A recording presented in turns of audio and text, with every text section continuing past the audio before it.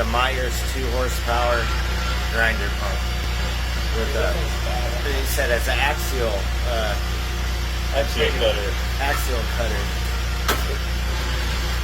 Oh man, I love it. You can hear it. If you just sit here and let it run, Oh yeah, you can hear it. You'll hear the t-shirts come back to it. Yeah. And hit it. Yeah, that's what that is. Yeah, that's an axial cutter. Versus the old school.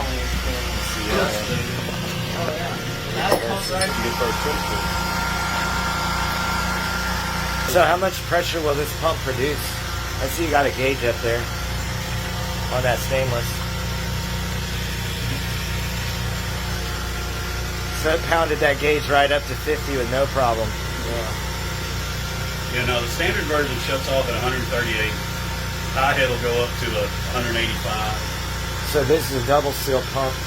Yeah, and there's a single seal. And no capacitors in the pump. Everything's in the They're all panel. up in the panel, yeah. That's the way I would want it. That's always the way I want it. A lot of times it's somebody else's decision. I always want that shit up there. Well, we've been using a single seal. Capacitor and that relay take all the abuse. Yeah. And it's more you can change it. I mean, the capacitor. Yeah, 20 minutes and somebody who don't know. But we're not what going to they're be doing. clear. Oh, we're not going to put smoke panels on? No, That'd be cool. they won't have the clear. So you see right here how it's just pushing. Starting to clear it up. Yeah.